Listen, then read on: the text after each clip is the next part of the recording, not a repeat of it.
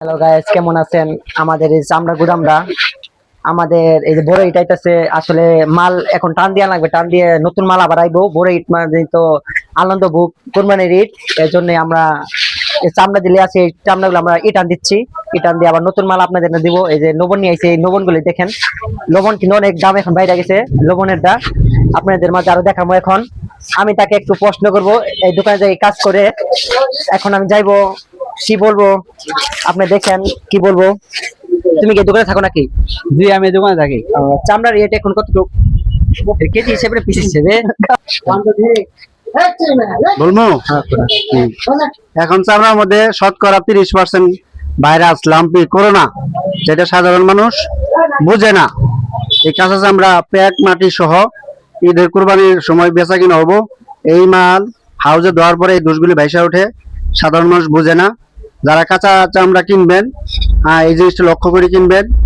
কারণ একটা কাঁচা চামড়া, একটা সারগো যদি 5 লাখ টাকা দামেরও হয়, আর এই চামড়া যদি করোনা থাকে বা ভাইরাস থাকে, লাম্পি থাকে, এটারে বলে অ্যানথ্রাক্স।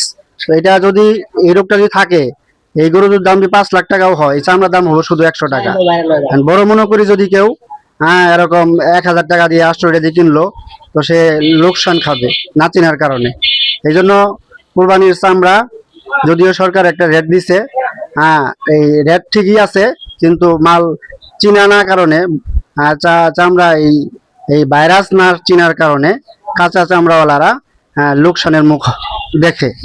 এই জন্য খুব চৌকান্নর সাথে কাঁচা কেনাকাটা করতে হবে। আমরা শ্রীবুদ্ধি চামড়ার গুদাম কুরবানির আগে যে দাম পাই, এই দামটা কুরবানির পরে পাই না। এই জন্য আমরা আজকে চালান দিয়ে দিতেছি। মোটামুটি 400 মতো পিস। গাড়ি ভাড়া বেশি, লবণ খরচ বেশি, সব মিলিয়ে খরচ বেশি, লাভের চেয়ে খরচটা বেশি হয়ে যায়।